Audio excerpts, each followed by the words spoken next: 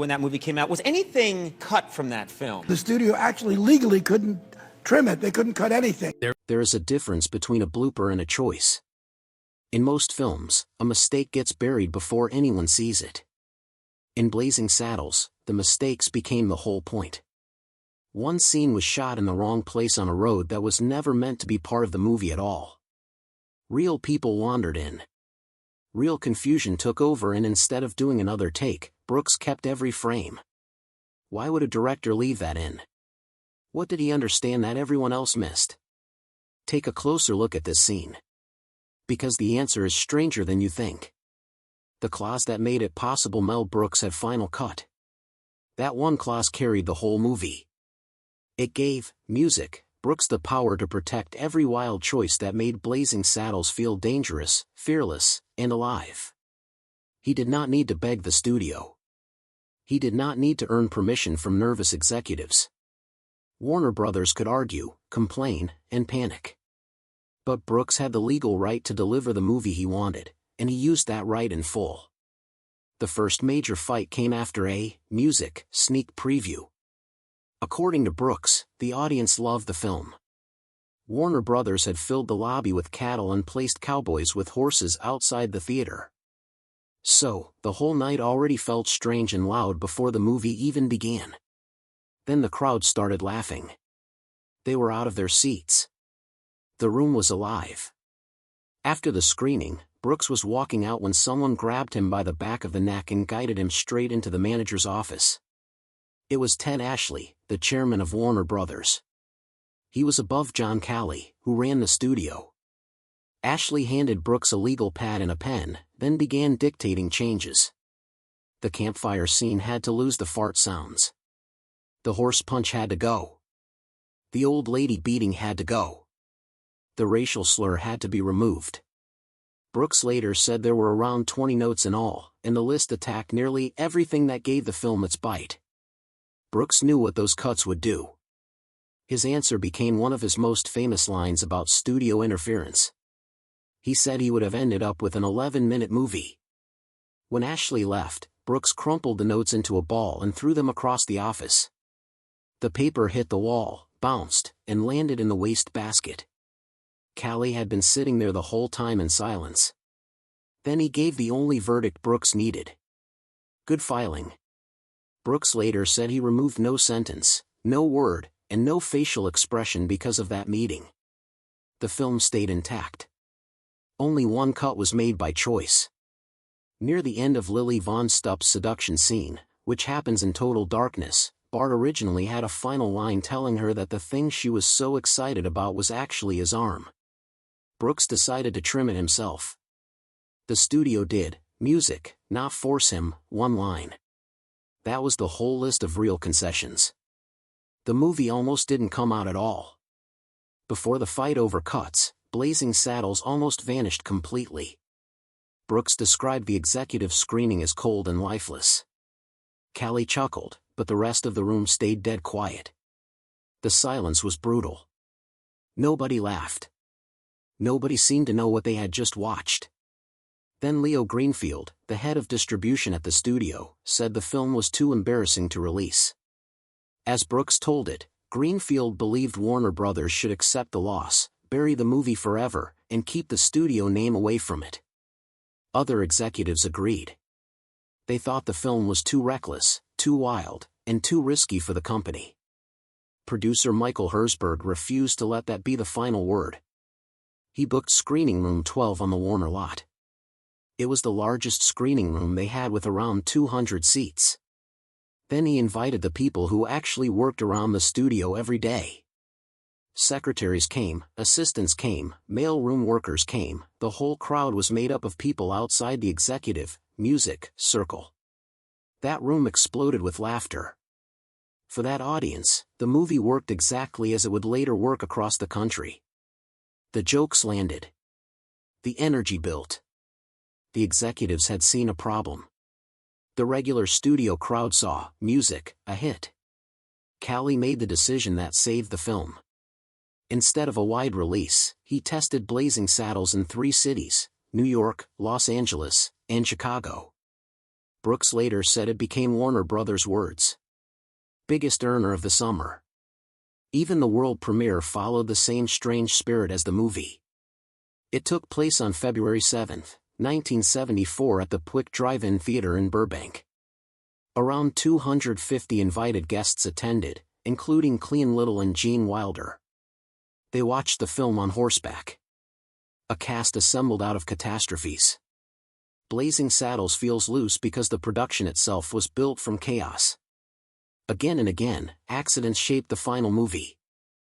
The script began as a Malcolm X joke. Andrew Bergman was 26 years old, had a history PhD, and had just failed to get an academic job. He wrote a story treatment called Tex-X, a title built from Malcolm X. In that early version, Alan Aaron was attached to direct, and James Earl Jones was expected to play the sheriff. Then that version fell apart. Brooks bought the rights and built his own writer's room. He put up a sign that told everyone to avoid writing a polite script. Then he gathered 5 writers who at that moment were far from obvious studio power players. Norman Steinberg had no film credits. Bergman had no job. Brooks himself, music, believed his career was in trouble. He later wrote that the producers and the 12 chairs together had not made him enough money to buy a new car. Richard Pryor was also changing fast, leaving behind a cleaner mainstream act and moving toward the raw voice that would make him legendary. Brooks described the room with typical bluntness. Pryor wrote many of the Jewish jokes while the Jewish writers wrote many of the black jokes. The script took 9 months to finish. Bergman later called it a writer's room. Brooks said the writing felt, music, like a drunken fist fight with 5 people fighting for ideas and Brooks winning because he was the loudest and also the director. The title changed along the way. Tex-X was dropped because people might think it meant an adult film. Black Bart was considered. Purple Sage was considered. Brooks later said the title Blazing Saddles came to him in the shower. Richard Pryor joined the room on his own terms. Scott Saul's biography, Becoming Richard Pryor, records that Pryor asked for train fare from Los Angeles and a bottle of brandy waiting for him when he arrived. He came to the Warner Brothers building at 666th Avenue and settled into the 6th-floor executive conference room. As Brooks explained how the project had changed, Pryor opened a small locket, poured out cocaine, and took it without looking away. Then he offered some to Brooks. Brooks declined with a line that sounded ready for the movie, never before lunch. Pryor was meant to star as Bart, and he had written the role for himself. Brooks said for decades that Warner Brothers blocked Pryor because his drug arrests made him uninsurable. Bergman's version recorded in Saul's book says the studio would not trust Pryor because his reliability was in question, possibly because of stories from the set of the Mac. Another version exists. David Henry's Furious Cool says Brooks had moved away from casting Pryor by early 1972 and that the uninsurable story became more common after Pryor died in 2005. Director Michael Schultz, who knew Pryor, suggested Brooks may have feared Pryor would overpower the movie. Both versions remain part of the story, and neither one has fully settled the matter. Cleavon Little, a Broadway actor, got the role of Bart instead. Pryor stayed as a writer, and Brooks made clear how important that was. Brooks said he needed a black writer in the room to approve the use of the racial slur. He felt he could not place that word in the mouths of so many characters by his own authority. According to Brooks, Pryor argued that the word powered the whole idea. The uglier the villain sounded, the stronger Bart's victory would feel. Brooks later said that a modern remake would probably remove the slur and then the movie would lose its center. In later years, when people said Blazing Saddles could never be made today, Brooks sharpened the point. He said it could barely be made back then. Pryor also created much of the character came largely from him, including the line that survived longer than almost anything else about is only a pawn in the game of life. Casting brought more strange turns. John Wayne read the script and passed. Brooks wanted him for the Waco Kid. Wayne thought the script was hilarious, but he felt it was too dirty for his family audience. He told Brooks he would be first in line to buy a ticket. Johnny Carson rejected 2 roles, the Waco Kid, music, and later Heedley Lamar. Gene Wilder also rejected Headley before Harvey Korman took the part. Dan Dailey was cast as the Waco Kid, but he never filmed the scene. Brooks chose the song and dance, music, veteran after Wayne, but Dailey was having serious eye trouble and could not see well enough to work. Then came Gig Young. Brooks cast, music, the Oscar-winning actor as the Waco Kid because Young was an alcoholic in real life. Brooks, music, thought that truth would give weight to a character introduced drunk hanging upside down in a jail cell. That scene was the first shot of production. It was Friday morning at 9 o'clock. Young's legs were rigged over the bunk and he was placed upside down. Then he started shaking. At first, Brooks thought he was watching brilliant acting. He believed Young was using a real alcoholic tremor to make the scene feel honest. Then the shaking kept getting worse. Young began vomiting. Then he began screaming. He was going through acute alcohol withdrawal. An ambulance came and took him off the lot. Brooks repeated the lesson for the rest of his life. When you need a character with a problem, hire an actor. Do not hire someone living inside that problem. Production stopped. Brooks found a phone and called Gene Wilder, who was across the country. Wilder already knew most of the Waco Kid's lines. He flew in and stepped into the role almost immediately. Young later sued Warner Brothers over the contract. Wilder gave Brooks something else on that same music set. During a lunch break on the Western Town set, Brooks saw Wilder writing on a pad, balanced against his knees. Brooks asked him to come eat. Wilder said he needed to finish a thought first. Then he handed Brooks the pad. At the top, he had written 2 words. Young, music, Frankenstein. The idea was simple and perfect. What if Dr. Frankenstein's grandson was ashamed of the whole family history? Brooks thought it was funny. They began writing it at night, music, after each day of filming Blazing Saddles. That is how 2 of the most loved American comedies of 1974 were born from the same creative storm. The campfire, the scene that changed what movies were allowed to sound like. The most famous shock in Blazing Saddles lasts about 1 minute. Brooks saw the joke as simple logic. Cowboys and classic westerns ate beans from cans all the time. Yet those movies never dealt with the obvious result. Brooks later summed up the film's place in comedy history by saying that it broke music, wind. The campfire scene is widely remembered as the first audible flatulent scene in a mainstream American film.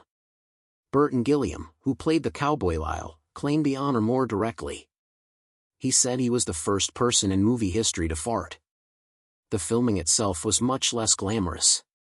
Gilliam said Brooks told him that morning he was about to make him famous. The crew covered the scene from every possible angle. Gilliam estimated around 35 camera setups, music, and close to 100 takes. The performers quickly ran out of sounds. Then extras had to, music, be brought in to provide more sounds from off-camera. In the final film, the gag keeps going for nearly a full minute. Then Slim Pickens playing Taggart comes out of his tent, waves his hat, and shuts it down after Lyle asks for more beans.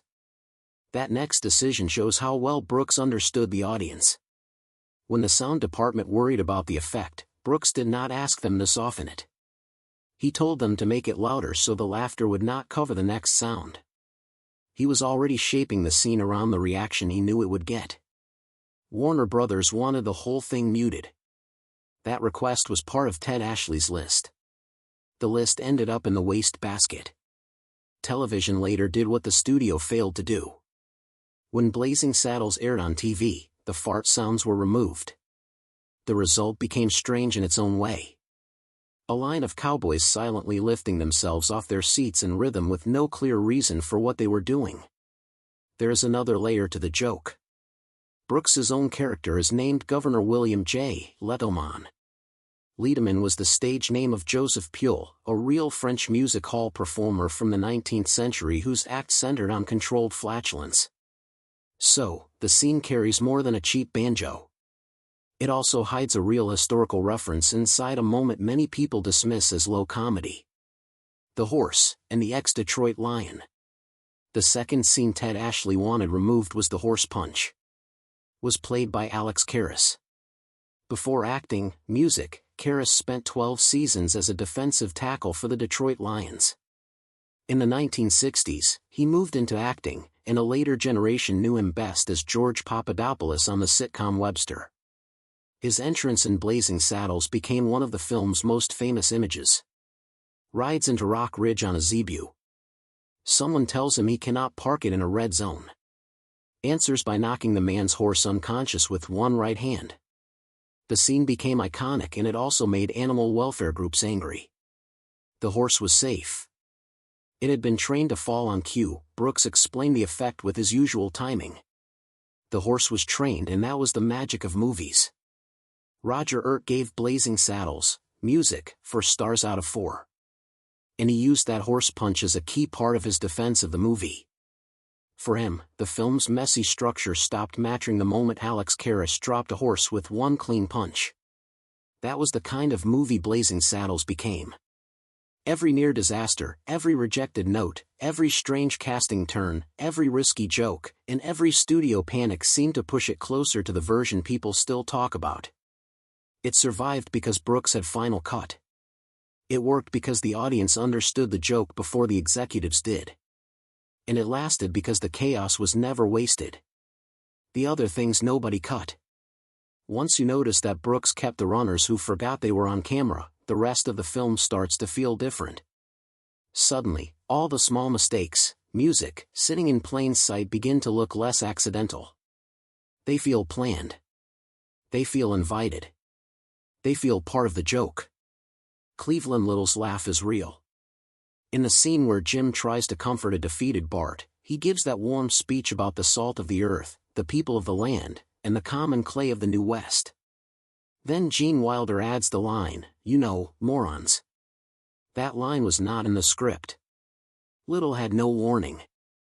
Watch his face closely and you can see the moment he realizes Wilder has left the page.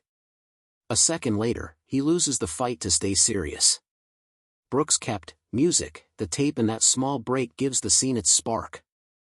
Hedley Lamar's Derringer fires 3 times without reloading. Even though it is a 2-shot weapon, the moment plays as a clear joke on the kind of mistake real westerns made all the time. Brooks is not trying to hide the error. He is pointing at the genre and laughing with it.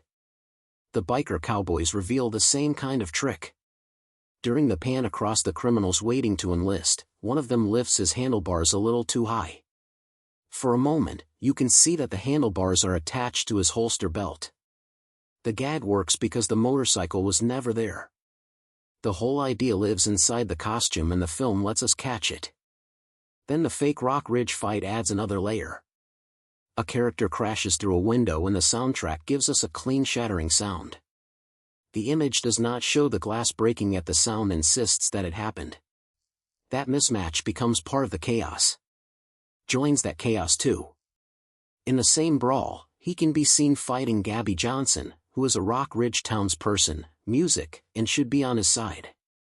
The fight has gone so wild that even the allies start getting swallowed by the joke. Even Governor Letterman's office refuses to stay steady. His desk and chair change at different points in the film. In a normal movie, people might call that a mistake. In this film, it feels right at home. The sheriff's office carries a deeper joke for old Western fans. Before wakes up, Bart pins posters on the wall. Already hanging on the board is a wanted poster from Howard Hawks' Rio Bravo, where it appeared in the jailhouse. It is recycled Warner Brothers. Set dressing. Now sitting inside a film that is making fun of the very world it came from. Hedley has one more famous silent moment during the commissary pie fight. Harvey Korman walks out of the men's room and silently mouths a 2-word question that fans have studied for decades. A popular story claims this music, one silent moment pushed the film from a PG rating to an R rating. That story is almost certainly folklore since the film had plenty of other reasons to receive the rating. Still, the moment is there, plain as day. The taxi ride bends time, too. Hedley leaves the Warner Brothers lot in broad daylight, music, and reaches Grauman's Chinese Theater at night. In real life, that drive takes, music, about 15 minutes. The film treats time the same way it treats space, rules, music, sets, weapons, and logic. Everything can bend if the joke needs it. Even the clever historical jokes are built with deliberate cracks. John Hillerman's Howard Johnson gives Nietzsche credit for the idea that order comes from chaos, tying it to "Thus Spoke Zarathustra." The problem is that the book came out 9 years after the year in which the film is set. Later, when Headley studies the footprints outside Grauman's and wonders how Douglas Fairbanks did his music stunts with such small feet, the joke carries its own factual snag. Fairbanks wore a size music 11 where it was actually shot. The film's geography matters because the famous street blooper could only happen in a very specific kind of place. The western town was the old Laram Street set on the Warner Brothers backlot in Burba. NK. Audiences had, music, already seen that same standing set in the original Westworld the year before. Decades later in 2003, it was demolished after Western production declined and studio space became too valuable to keep unused. The scene where Headley addresses his gathered criminals was shot at Vasquez Rock's Natural Area Park at Ton 700 West, Music, Escondido Canyon Road near Aua Dulce. Those sharp rock formations have appeared in many productions, often standing in for alien worlds, ancient landscapes, music, and places that feel far away from ordinary Earth. Headley's final hiding place is Grauman's Chinese Theater at 6925 Hollywood Boulevard. There he sits down to watch the premiere of Blazing Saddles. Then he sees Bart ride up outside the very theater where he is sitting. The film folds in on itself and the joke keeps moving. The street where the extras forget they are being filmed was public Burbank pavement right outside the studio gate. That detail is the reason the blooper could happen. For those few seconds, the production had stepped away from a controlled set and onto a real road. Real traffic, real movement, and real confusion slipped into the scene. Principal photography began on March 6, 1973, and continued into early May, 1973. Music, the finished film runs 93 minutes. Hedy Lamar's lawsuit and the joke that predicted it. One of the strangest pieces of the film's history begins as a gag and then turns into real life. Harvey Korman's character is named Headley Lamar and people keep calling him Hedy. The mistake drives him mad throughout the film. At one point, Brooks's governor tells him not to worry because the year is 1874 and he will be able to sue her. That line was filmed on Harvey Korman's first day on set. At that moment, no lawsuit existed. Then Hedy Lamar, who had long since retired, actually sued. The reported numbers do not fully agree. Most reference accounts say the claim was for $100,000, which would be around $650,000 today, and that it argued the running joke violated her right to privacy. A 1974 Los Angeles Times report described something much larger, a $10 million invasion of privacy suit filed in Manhattan Supreme Court. The report named Brooks and Warner Communications as defendants and said Lamar had given neither written nor spoken consent. The same article noted that the film was already among the 11 top-grossing pictures in the United States. The case never reached trial. Brooks chose not, music, to fight it and said he felt flattered by the attention. The studio settled privately for a modest amount. The funniest detail is the apology. They apologized for almost using her name. Brooks later said Lamar simply missed the joke. He also explained that the name came by accident. He had first wanted, music, to call the villain Simon Lamar. After saying the surname aloud a few times, Headley simply appeared. The critics got it wrong loudly and in print. The film now feels untouchable. So, it is easy to forget how divided people were when it came out in 1974. The idea, music, that everyone loved it from the start does not match what happened. Vincent, music, Canby writing in the New York Times said the film lacked a dominant personality. He felt it played as though every gag from the story room had been used regardless of strength.